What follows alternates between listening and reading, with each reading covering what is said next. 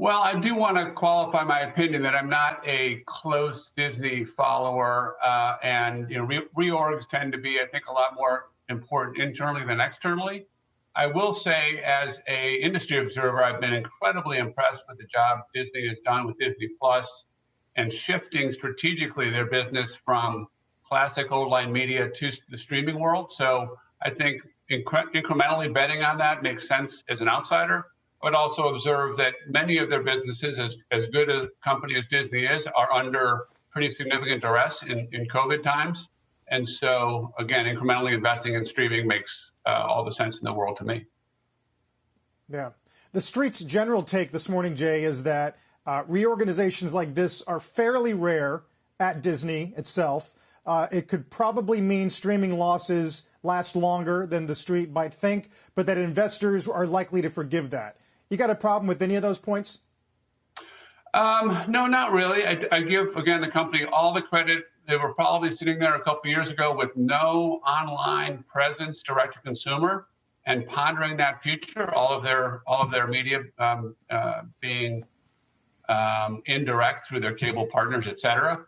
And so leaning in heavily to, I'd say it's not the future, to what the present is in terms of streaming makes sense. As you mentioned, I've been fortunate to be a long time shareholder of Netflix, and it's worth noting that streaming was actually introduced back in 2007, so it is 13 years, and Netflix obviously innovated the deliver what you want to watch, when you want to watch it, where you want to watch it, and continues to advance the offerings, making the product better, making the content better, and leading the industry.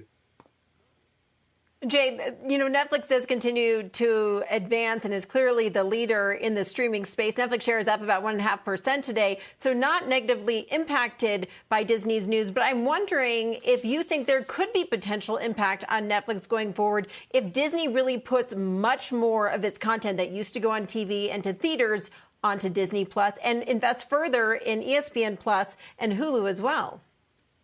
Well, as you might imagine, I've had the pleasure of backing Reed Hastings actually now for, I think, 25 years, including at his company before Netflix.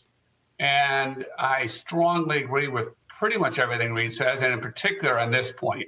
I know the press likes to focus a lot on streaming wars. And so if Disney's offering is better, does that negatively impact Netflix or others?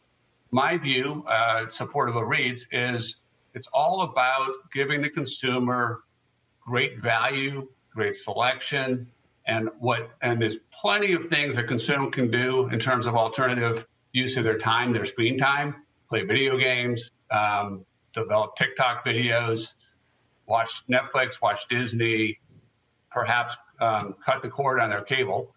And that's what it's all about. It's about execution and delivering great value to the consumer. So I don't view it as a zero-sum game. I don't view streaming wars as anything really more than a great headline.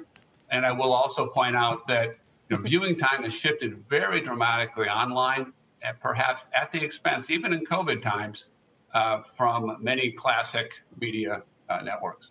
Jay, looking at show and news as well. Sorry. Yeah, Jay, looking at Disney's strategy here, is there a danger? Because it looks to me like they're going from more of a vertical strategy to more horizontal, where media and distribution is its own thing, separate, the monetization separate from the creation and development of the content. Might they get too short-term focused, too enraptured with the idea of Disney Plus? And if the landscape shifts yet again, might they be out of position?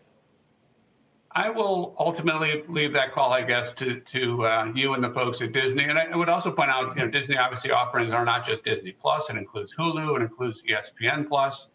The lean into Disney Plus overall is, I assume, part of the rationale behind the Fox acquisition. So I'm not sure they have much great choice given the media landscape. Shepard Smith here. Thanks for watching CNBC on YouTube.